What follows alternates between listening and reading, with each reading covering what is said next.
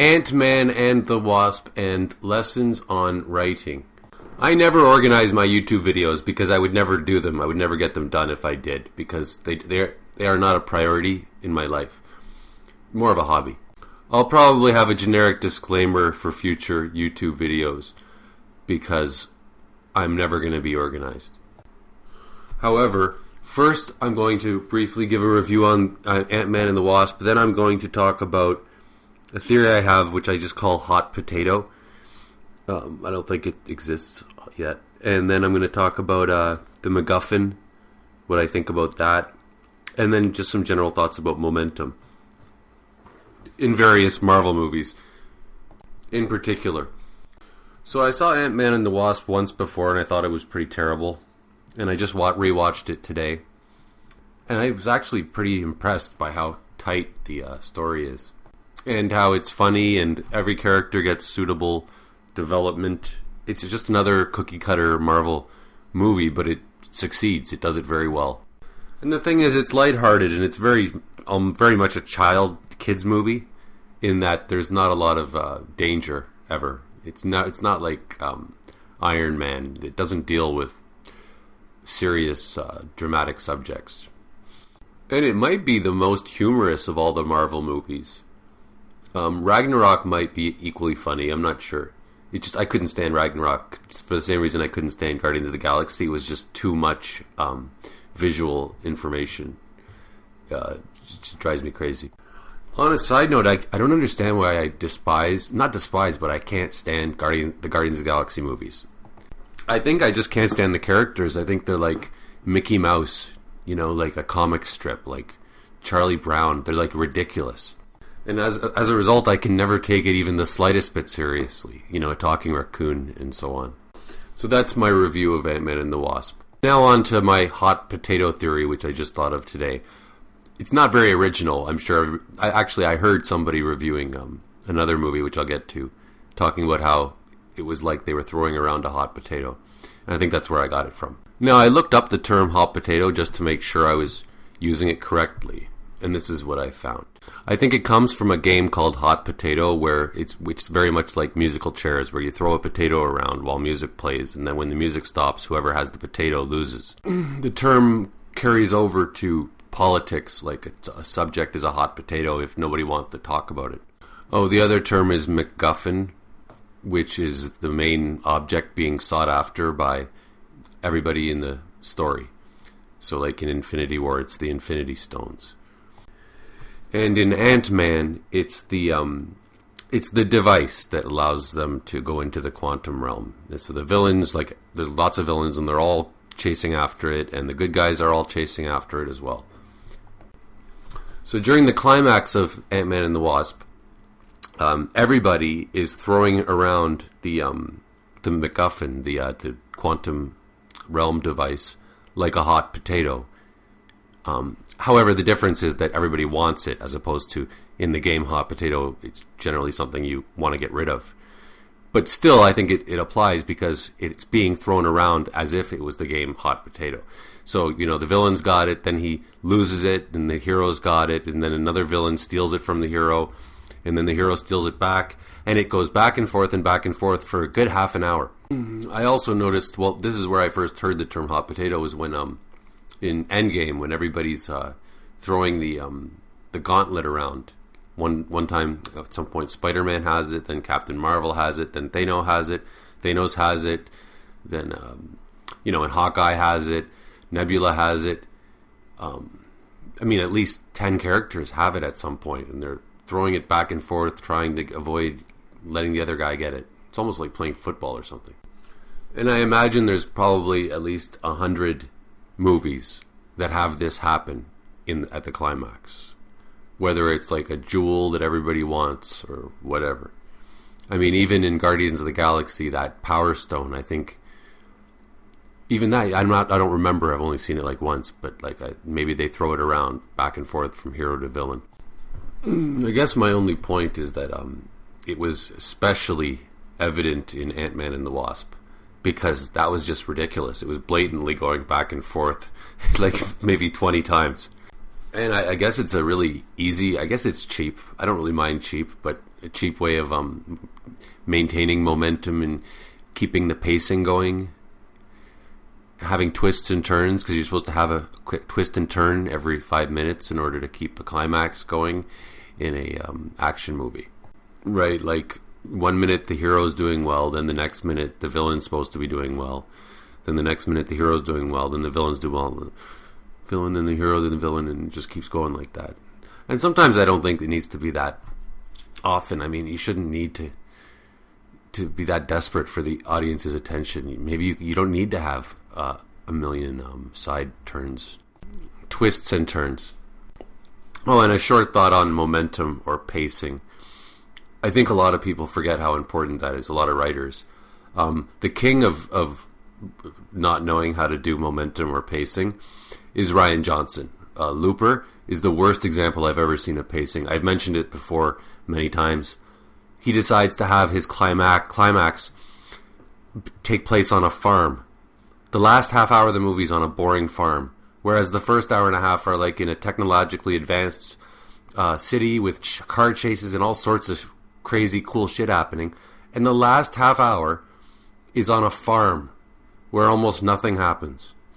Ant-Man had a very useful and common device for momentum at the climax, which was having a countdown timer for whatever, right? If this doesn't happen by the time the clock reaches 0, we lose.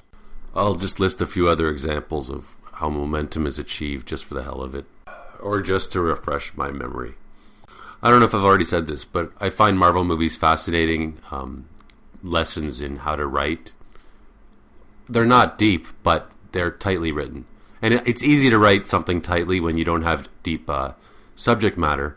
But if you are writing deep subject matter, it's good to take some tips from the Marvel movies, because it still works with deep subject matter. It's just a lot harder to write it. So other examples of momentum is like if the car doesn't get to some place on time, if they don't get out of the car before it reaches the cliff, hyping shit up, like saying there's going to be a great battle soon, like, and you keep referring to it, so then the audience is waiting for it. Oh, the great battle's getting closer. Oh, the great battle's almost here. You just do that, and the audience automatically thinks that it's going somewhere. I won't try to think of or list any more examples of momentum.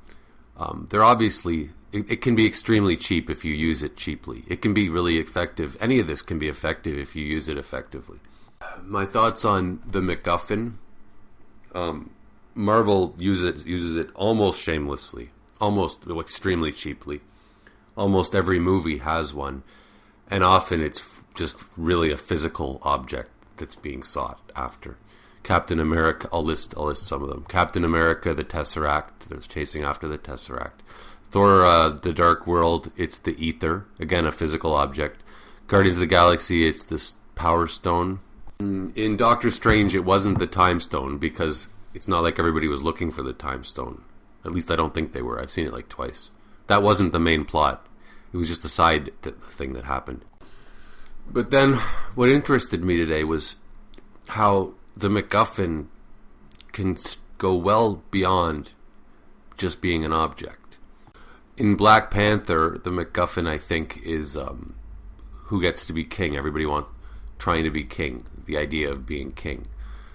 So it's not a physical thing. I think in Thor Ragnarok, the MacGuffin would be who's in charge of Asgard, because that's kind of what the whole movie's about. Is Thor needs to take down Hela, and Hela wants to be queen. It might be said that I'm stretching the MacGuffin well past what it's supposed to be, because it is supposed to be just an object, literally, like the Ark in Raiders of the Lost Ark.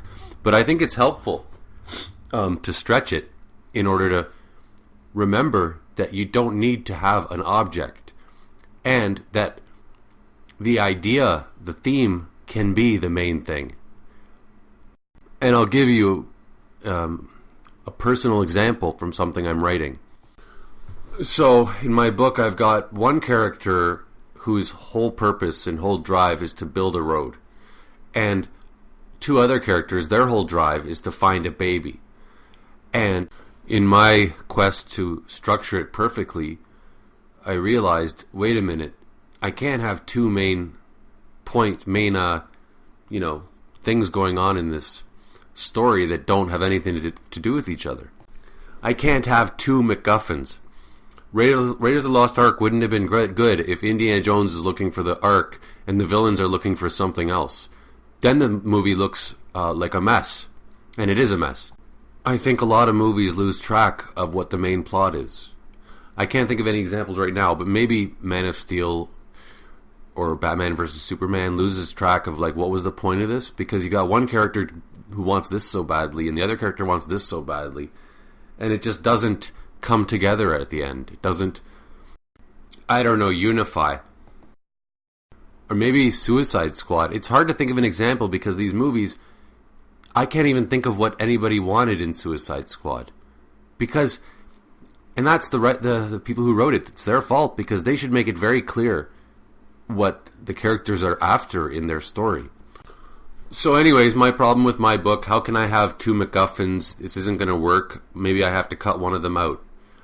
Or I have to find a way that they relate to each other. Well, finally, I realized the way they relate to each other is that they share the same main theme. Like the message of the story is the same for both of them. So they don't need to meet each other on the street. They don't need to, the plots don't need to come together in a very physical sort of way. The way two literal MacGuffins, like an arc, Indiana Jones is seeking an arc and somebody else is seeking something else, and those two things have to come together. It doesn't have to work like that if they share the same theme, and I guess that's the strength of having a strong theme in your story, which I do, and which no Marvel movies do. And I mean, the beauty of not having a cookie-cutter formula and of having a strong message in your story, I guess, is that you have more freedom to do whatever you want. You can have plots that don't ever even meet each other, that have nothing in common except the theme, and the story can still work. And the detriment of Marvel movies is, yes, they're probably extremely easy to write, in a way. You just have to have a lot of clever quips. But generally, you're following the same formula. There is a physical thing everybody's seeking, like the Infinity Stones. And time is running out.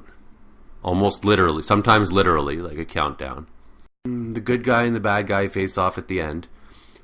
And another detriment is that these movies do get kind of tired. And it kind of hit me when I was watching Ant-Man and the Wasp, that it really is kind of the exact same movie. In many ways. 20 times. 22 times it's the exact same movie. Like a fun little exercise I like to do when I'm watching these movies, any movie. I like to, when they make it look like there's no way out and it's impossible. Like he's on the edge of a cliff and he's got 100 people with a gun on him. Oh my god, there's no way you can get out of this, right? So they built the suspense and they've got you wondering what the fuck's going to happen and you're at the edge of your seat, right? What I do in that case is I pause it and I try to think of what's going to happen. How are they going to solve this? Because it's a good exercise in writing and in realizing how this shit works. And so, of course, it happened in Ant-Man and the Wasp where, all hope was lost and it looks like the villains have won because there's no way the hero can get out. And I'm like, okay, how is he going to get out? Like, oh, well, of course, another character that he met earlier on is going to show up suddenly in the back and like shoot the bad guys or run them over with a car. And this happens, it's starting to just get really tired and predictable. It's like all of the side characters that we met all along the way during Ant-Man and the Wasp, you bring them in, they bring them in at the climax when all hope is lost at any point. So, oh no, this guy's got a gun, Ant-Man's got a gun to his head. Oh, this guy shows up now from earlier. And how did he find them? Oh, well, he gave him the information earlier. There's always an easy explanation for how the people found each other or how they got there in 1 minute. And then I'm like, oh wait, how are they going to fix the quantum machine? Or what are they going to do if he gets trapped in the quantum realm? And then I realized, wait a minute, it's a goddamn quantum realm. They can just make anything up they want. So, I mean, yeah. Like, let's say that the quantum machine gets broken or stolen. Well, they could just say, oh, don't worry, I made a backup quantum machine. It's getting silly. Oh, I'm going to include in my new YouTube intro that I ramble on after I'm done with all my points. Okay, so I'm basically done. The other thing is I watched The Predator today, the recent Predator movie, and there was a really funny part where they jump on the Predator ship while it's taking off, and I'm thinking, oh no, how are they going to get off the ship? They're going to fall. Then they can't get in the ship. And then I'm like, oh wait, something stupid. There's just some stupid reason why they'll be fine. Anything could happen, right? A helicopter could come pick them up, or, you know. And that's why these movies are getting tired, because, you know, and now every time there's suspense and like, how are they going to get out of this situation? You always know. Well, who knows? Maybe they're wearing a parachute, or it's just. Then there's the term Deus Ex Machina, which everybody uses now all the time, but people didn't use it 5 years ago. It's funny how people learn these terms and they think they're so hip, but they didn't know it all in the past. These terms get popular and then everybody uses them. So it comes from the hand from God, because back in Greek plays, they would lower from the machine, God from the machine, because they would actually lower a crane down to like lower an angel down to like save the day at the end of a play in Greece. So that's like where it's like God from the machine. The machine's lowering God down.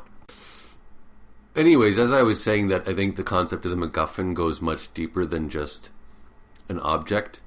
I think the same with the term Deus Ex Machina, because people always use it to talk about the ending of a movie or something. Like, oh, that was a Deus Ex Machina the way it ended.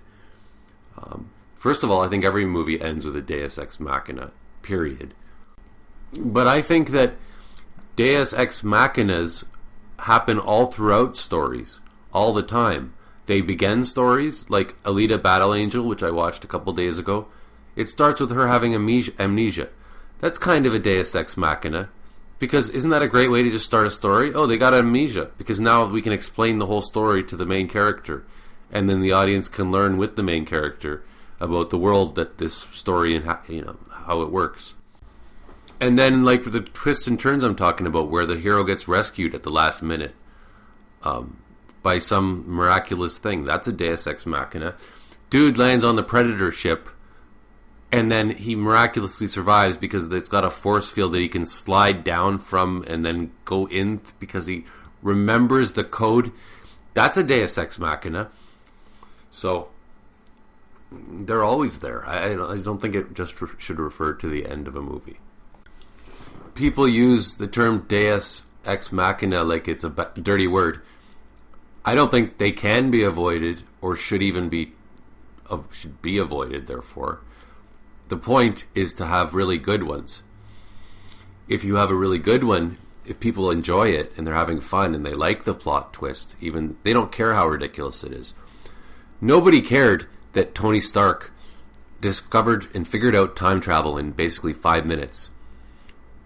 I mean, that's a huge gaping plot hole as far as I'm concerned. And there's many others in that movie. Same with Infinity War. Same with the best movies ever. But nobody cares when they're fun and they're well done. And they're not, boring. Which is why The Last Jedi was terrible. It wasn't that the plot holes were ridiculous. It's that the plot holes were boring. It was a boring movie. And that's the cardinal sin. I know that Rian Johnson takes pride in being an asshole. But you know what? I don't mind if somebody's an asshole as long as they're not boring. And Luke Skywalker throwing his lightsaber away was boring because it made for a boring story. It made for all momentum to come to a close. And, I just look at it like it was boring. And it reflects lazy writing, too. If you support gays, click like. If you respect blacks, comment. If you think women are people too, click the notification bell. And if you care about sick children, subscribe.